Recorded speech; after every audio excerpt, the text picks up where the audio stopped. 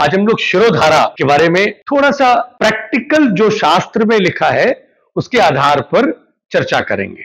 आजकल spa culture में आयुर्वेद जुड़ा है और जितनी भी स्पा है आयुर्वेद के नाम पर उसमें मसाज और शिरोधारा दो चीजें चल रही हैं। उसमें भी ऑयल शिरोधारा, तेल शिरोधारा, चूंकि वो आसान होती है और पैसे लिए जा सकते हैं क्योंकि इतना ऑयल लग रहा है, दवाइयों का ऑयल है तो ज्यादा बताया जा सकता है और थोड़ा साइंटिफिक वर्ड यूज कर दिए, विस्कोसिटी वगैरह उसकी थिक है और थिन है, बहुत सारे ऑयल, तो वो बिजनेस के लिए ऑयल शिरोधारा का बहुत बुरी तरह दुरुपयोग हो रहा है। जबकि आयुर्वेद में ऑयल शिरोधारा का वर्णन बहुत कम है, सिर्फ वात व्याधि पैरालिसिस वगैरह हो तो बताया गया है। अदरवाइज क्या शिरोधारा बताई है वो आज आप जाने, तो जिससे कि आप कभी भी गलत कार्य ना करें और जो कर रहे हैं स्पा वगैरह में ऑयल शिरोधारा के नाम पे जो बिजनेस हो रहा है उसको रोका जा सके। अब देखिए, जनरली शिरो चिकित्सा का अध्याय है, जो रेफरेंस बुक जिस पर मैं बात कर रहा हूं वो क्या है, सहस्त्र योग। इसी किताब में शिरोधारा का वर्णन आता है। शिरोधारा का वर्णन जब आता है तो वो आ जाते हैं तक्रधारा पर। आंवले का छाछ, आंवले का मट्ठा है, इसका प्रयोग करने को आचार्य कह रहे हैं, न कि ऑयल लगाने को। आजकल लोग आते हैं हम लोगों के यहाँ और कहते हैं, हमको बताते हैं उल्टा कि साहब ऑयल की शिरोधारा करिए, उससे हमको फायदा होगा, क्योंकि बिगाड़े जा चुके हैं स्पा द्वारा। और ऑयल की शिरोधारा कॉमन आदमी को नहीं दी जाती है, वो उसी को देते हैं जिसको या तो डिमेंशिया हो गया हो, स्मृति चली गई हो, या उसको पैरालिसिस हो गई हो। तो इसमें क्या, इससे फायदा क्या है, जनरल लोगों को तक्रधारा देते हैं। तक्रधारा से क्या लाभ होते हैं सुनिए। तक्रधारार्थ, अभी इसके लाभ पहले मैं बता दूं, फिर बताएंगे कैसे देना है। केशादी नाम च शौक्यम, मतलब जो बालों में जो कलरिंग कराई जाती है ना, डाई, उसकी बजाय यदि आप धात्री शिरोधारा 7 दिन कर दें तो ऐसे बाल काले हो जाते हैं और काले बाल आना शुरू हो जाते हैं। एक दूसरा, बलम अपि तनुताम, और तनु माने शरीर में बल आता है। दोष कोपम शिरो रुक, जो भी दोष है शरीर में, दोषों का जो कोप है वो ठीक हो जाता है। और शिरो रुक, जो सर में दर्द हो रहा होता है वो भी ठीक हो जाता है। और ओज क्षय, शरीर में जो एसेंस है बॉडी का, ओज जो क्षय है वो आ जाता है। परिस्तोदनम, पूरे शरीर में दर्द हो रहा हो वो भी ठीक हो जाता है।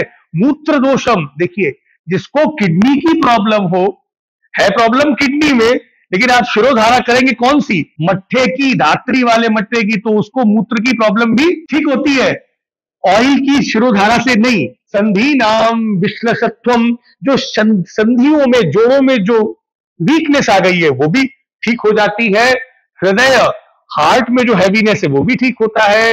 अरुचि जठराग्नेश्च, और जो भूख नहीं लगती है, जो टेंशन की वजह से लोगों को खाना भूल जाते हैं लोग, तो भूख लगना शुरू होती है। अग्नि, जठर अग्नि ठीक हो जाती है।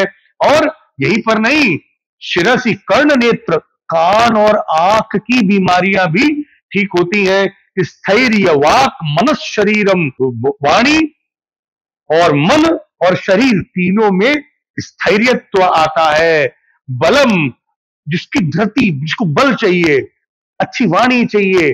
और शुक्र अस्रक, यहां तक कि प्रेगनेंसी के लिए भी ओवम और स्पर्म की क्वालिटी भी बहुत अच्छी हो जाती है शिरोधारा करने से, और दीर्घायु मिलती है। अब बताइए, इतने गुण बताए गए हैं तक्रधारा के, लोग तक्रधारा दे यदि आप, तो आजकल स्पा ने इतना दिमाग खराब कर रखा है कि लोग उसकी बजाय क्या मांगते हैं हमसे, ऑयल की धारा दो भाई हमको, हम जानते हैं। अब आइए, जब आप ये शिरोधारा करते हैं तो पात्र कैसा लेना है। देखिए, तक्रधारार्थ पात्रादि धाराया स्फटिक, या तो भाई बहुत यदि पैसे वाले हैं, राजा वाजा का ट्रीटमेंट करना है तो स्फटिक की धारा पात्र बनाइए, या फिर सोने का बनाइए, या रजत सिल्वर का बनाइए, या प्लक्ष, ये जो पेड़ के जो लकड़ी होती है ना उसका बनाया जाता था उस जमाने में, या फिर तब ताम्र का बनाइए, तप्त का, या फिर मृत पात्रास्तु स्तीव उत्तमा, जो मिट्टी के पात्र में बनाई गई जो मटके की जो धारा दी जाती है, शिरोपात्र इंस्ट्रूमेंट बनाते हैं, दैट इज द बेस्ट। क्योंकि वो ये कहते हैं कि हर बार आप जिस पेशेंट के लिए बनाए, फिर उस शिरोधारा पात्र को वही डिग्रेड कर दे, नया ले नए पेशेंट के लिए। इस कार्य को अब हम लोग भी प्रारंभ कर रहे हैं। केचित रोगी कनिष्ठिका, बड़ी इंटरेस्टिंग बात यह है कि उसमें जो छिद्र होता है जिससे धारा गिरती है, उसका साइज कितना होना चाहिए? तो वो कहते हैं केचित रोगी कनिष्ठिका, मतलब रोगी की जो कनिष्ठिका है, लिटिल फिंगर है, उतना बड़ा छिद्र होना चाहिए धारा गिरने के लिए। अब आप सोचिए आप लोग क्या कर रहे हैं आजकल। शास्त्र कहता है कि आपको तक्र, तक्र का मतलब क्या होता है? मठा, बटर मिल्क। तो क्या करना है? धारायास्तु एक वर्षा तप हिम परिशोष अतिशुद्ध प्रकीर्ण धात्र, मतलब 1 साल तक सुखाई हुई आंवला, आंवला जानते हैं ना, उसको 1 साल तक सुखाए, परिशोष, शुद्ध धूल धक्कर से अलग करके, फिर उसको एक प्रस्थ अमाउंट में ले। एक प्रस्थ का मतलब होता है, आज के समय में बात करें तो करीब करीब 800 ग्राम, मतलब 768 ग्राम बोला है, but nearly it is 800 grams. हम लोगों ने बोला है यहां पे प्रस्थ। एक प्रस्थ का मतलब कितना ग्राम? 800 ग्राम आप आंवला लेंगे, फिर उसका सूखा हुआ आंवले का बिल्कुल आंवला, फिर उसका बीज निकाल करके उसका जो ऊपर का जो पाउडर है बहुत रब करेंगे तो बीज हटा दिया जाएगा। फिर तो करीब करीब 50 ग्राम अमाउंट का शुद्ध आंवले का पाउडर निकाला जाता है। मतलब जब आप 800 ग्राम सूखी हुई आंवला लेंगे तो आपको कितना पाउडर मिलेगा? बीज हटाने के बाद में 50 ग्राम। उस पाउडर को अलग रख ले। उसके बाद में पटुधी, इसको भी आप कपड़े से कपड़ छन छान करके इतना फाइन बना दें। फिर उक्त क्वाथ्या अष्टादश कुड़व जलम, अब 18 कुड़व। अब बोलो कुड़व क्या होता है? एक कुड़व का मतलब होता है करीब करीब 200 ग्राम या 200 मिलीलीटर जो पानी है वो एक कुड़व होता है। 192 बोला है, आप अंदाज से 200, आसानी के लिए 200 मिलीलीटर पानी मान ले। 18 कुड़व पानी लेना पड़ेगा आपको। मतलब कितना हो गया? 18 में गुणे 200 मिलीलीटर, मतलब 3600 मिलीलीटर, मतलब 3 लीटर 600 ml पानी ले लीजिए। उसमें 50 ग्राम जो ये आंवला है, आंवले का पाउडर जो आपने निकाला है, मतलब आंवले पाउडर कैसे बनाएंगे आप?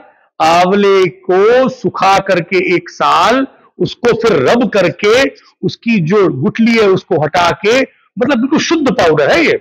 इस पाउडर को 50 ग्राम को इस 3600 मिलीलीटर मतलब 3.6 लीटर पानी में डाल के उबालेंगे। अब कितना उबालेंगे?